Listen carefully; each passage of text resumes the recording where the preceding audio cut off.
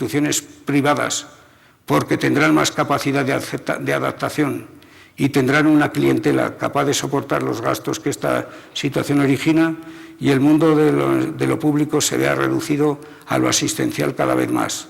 Y en esa misma medida solo válido para las clases que no tengan dinero para recursos económicos para pagarse la educación privatizada en términos formales o no formales.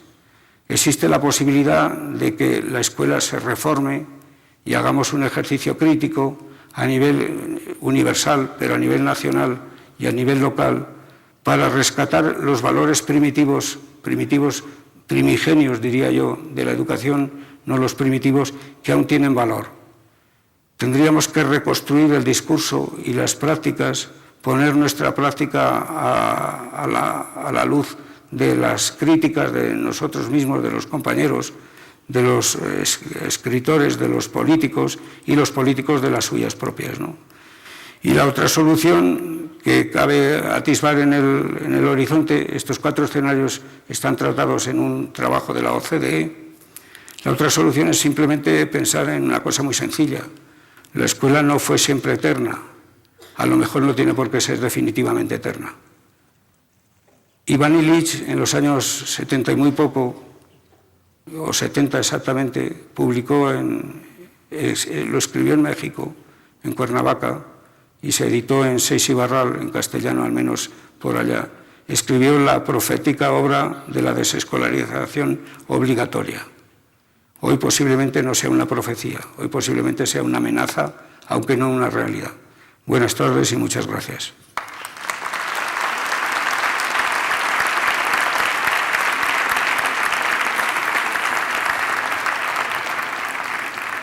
Prefiero que hablen ustedes a seguir yo monopolizando el tiempo. Tenía la señal ámbar que me permitía unos minutos de libertad todavía.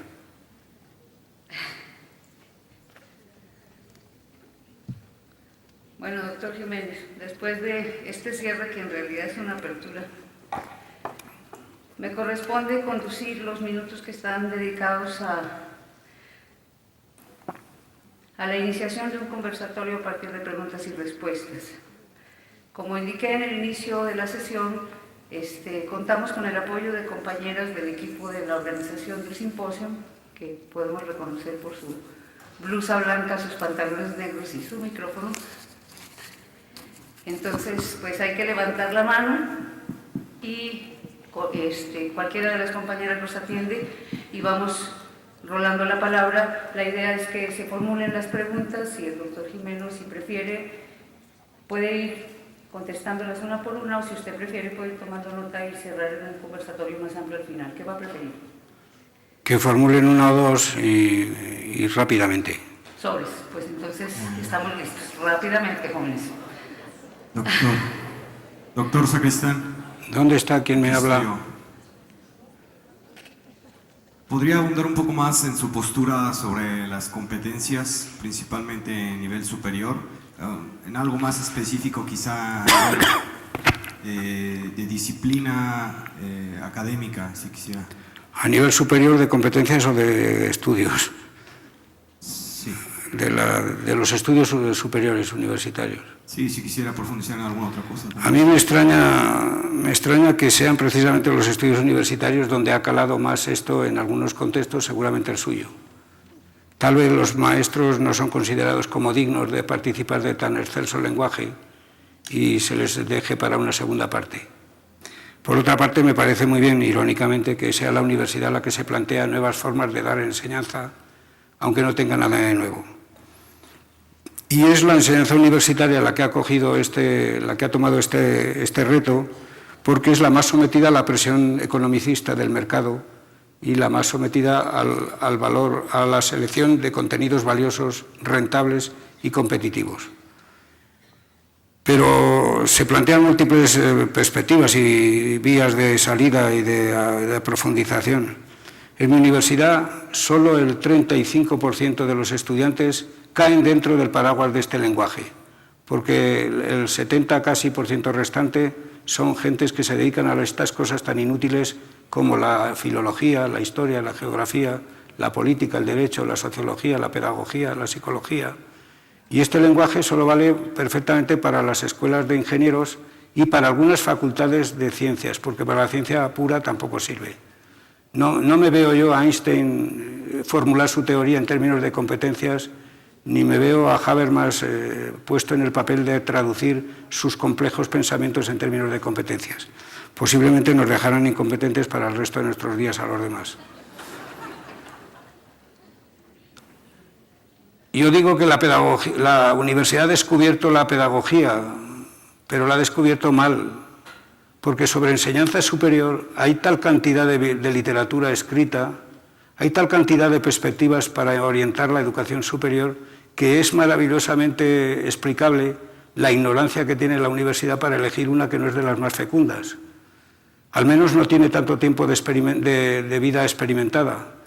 Pero podríamos echar mano ahora de la asociación, por ejemplo, de la educación superior británica, tiene una colección de unos 40 o 50 libros sobre la educación superior.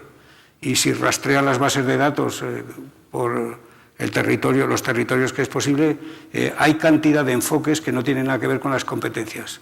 Entonces, de momento, yo pediría tolerancia a los que creamos otra cosa y no en ese término. No porque seamos reacios a aplicarlo, sino porque sabemos que no es la única forma de operar y que, por lo tanto, me dejen chance a mí de probar mis planteamientos que yo vengo planteando desde hace mucho tiempo para que mis alumnos sean competentes.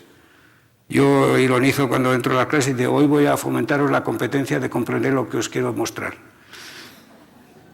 Es un lenguaje que viene a cuento de un déficit de análisis crítico de la propia universidad, que si lo hubiera hecho el análisis crítico seguramente no vendrían estas cabezadas de sueño intelectual, ¿no?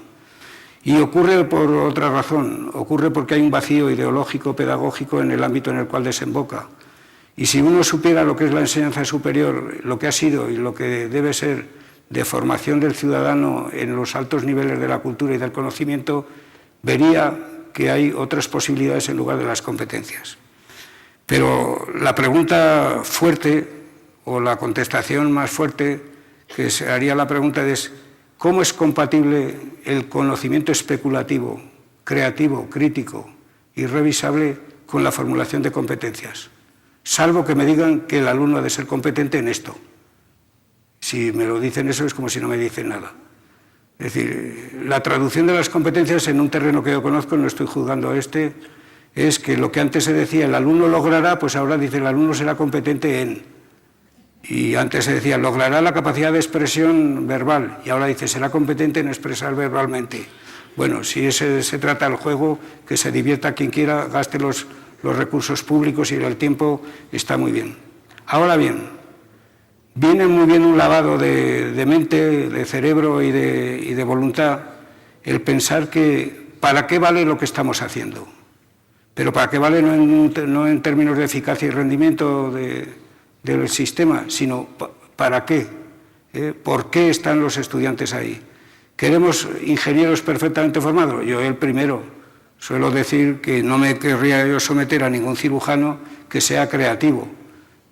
Ni quiero montar en un aparato de Iberia dentro de 3 días con un piloto original. Necesito que esa persona esté formada en competencias muy precisas. Necesito, pero un médico, como he dicho antes, ¿cómo lo formo? ¿Cuál es la competencia para tratar bien al enfermo? Pues es polémico. Cuando uno admite que todo conocimiento es polémico, todo, hasta la teología tiene versiones diferentes y es la ciencia de la unidad divina. Cuando todo es polémico y todo debe ser polemizado, las competencias plantean un pensamiento convergente, salvo que se adopte el principio lingüístico de decir que quiero que sean competentes críticamente, pero no suelen hacerlo.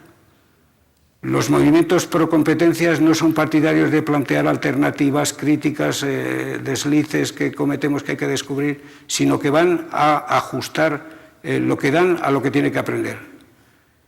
Bueno, aquí se plantea otro problema. ¿Cómo formular una competencia para que sea algo distinto de los contenidos? Pues yo sencillamente no lo sé. Solo sé que la competencia es el logro de un proceso largo que atraviesa por todas las actividades, pero en la misma medida que sé que es eso, no sé cómo se hace. Es decir, yo sé que el objetivo es a donde me dirijo, que la competencia es lo que quiero que logren, pero no sé cómo lo que quiero que logren y el objetivo me dice lo que debo hacer ahora. Y no ha habido nadie que haya planteado eso, salvo en el terreno vocacional, que llaman los anglosajones, o profesional, que llamamos nosotros, en profesiones donde son susceptibles de hacer. Pero no hay ningún estudio universitario que sea totalmente sometible a este esquema. Por otra parte, cuando buscas qué hay detrás de la palabra competencia, del término competencias, pues hay que estar de acuerdo, no puede dejar de estar de acuerdo en que eso es un campo confuso. ¿Qué es competencia? ¿Me quiere usted decir, no digo a ti o a usted, ¿me quiere usted decir la diferencia entre competencia y habilidad? ¿O qué diferencia hay con capacidad? ¿O qué diferencia hay con poder, el empowerment, ¿no? el empoderamiento que hemos traducido? ¿Qué diferencia hay de competencia con facultad del espíritu? Toda la historia de la humanidad, en la historia escrita de la humanidad, ha habido una intención de traducir esencialmente los frutos de la educación en algo distinto del contenido. Me explico. Los escolásticos idearon la palabra transferencia formal del aprendizaje. Y a mí me decían que estudiara latín porque era muy formativo. Me suspendieron y me fastidiaron la beca en la universidad, que recuperé al año siguiente porque ya me convertí en competente traductor de latín. Y el latín era formativo y las matemáticas también. Y había unas mentes privilegiadas que te decían, cuanto más esfuerzo te exija la digestión del conocimiento, tanto más perfección te va a quedar. Con lo cual la teoría jesuítica primero y ahora no solo jesuítica del esfuerzo se convertía en el leitmotiv de la práctica pedagógica. Es decir, mi mente se hace con el contenido que trabajé y cuanto más perfeccionado sea el conocimiento, tanta formación me transforma en mí. Bueno, esas teorías están